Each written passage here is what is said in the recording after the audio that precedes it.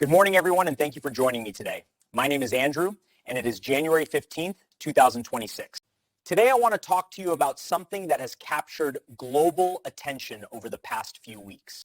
The ongoing situation in Iran, where we are witnessing what many are calling one of the most significant challenges to the Iranian government in decades. Let me start by giving you the context of what's happening. Since late December 2025, Iran has been engulfed in massive protests that have spread across the entire country. These aren't isolated incidents in one or two cities. We're talking about demonstrations that have erupted everywhere, in virtually every major urban center across Iran. The scale of what we're seeing is unprecedented in recent history. According to multiple human rights organizations tracking the situation, the death toll has reached alarming levels. The Human Rights Activist News Agency, which has been monitoring closely, reports at least 2,586 people killed since the protests began. That's a staggering number, and many experts believe the actual figure could be even higher.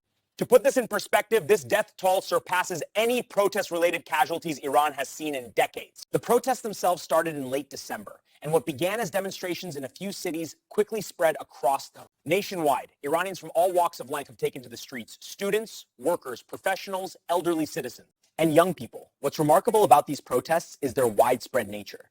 This isn't limited to one demographic. The movement has united people across different social classes, ethnic backgrounds, and age groups. Now let's talk about how the Iranian government has responded to these protests. The response has been brutal and uncompromising. Security forces have been deployed across the country, and reports indicate they're using live ammunition.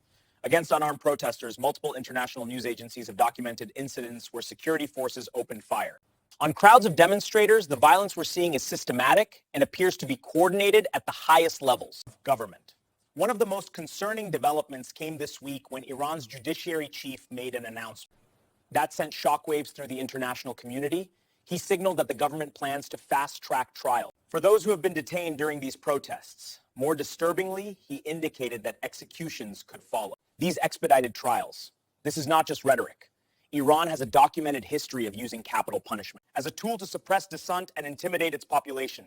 According to reports from various human rights organizations, more than 18,000 people have been arrested since these protests began. Think about that number for a moment. 18,000 individuals detained in just over 2 weeks. These aren't just arrests for minor offenses. Many of those detained are facing serious charges, including allegations of espionage, sedition, and waging war against God. About the welfare of these detainees, there are reports of torture, forced confessions, and denial of legal representation. The speed at which the judiciary has announced it will process these cases raises serious questions. Individuals will receive anything resembling a fair trial. Legal experts who study the Iranian system say that in cases like these, trials are often brief, evidence is limited, and the outcomes are predetermined. What makes the situation even more complex is the communication blackout that the Iranian government has imposed across much of the country in an effort to prevent protesters from organizing and stop information from reaching out. Authorities have shut down internet access in many regions. But it doesn't stop there. There have also been widespread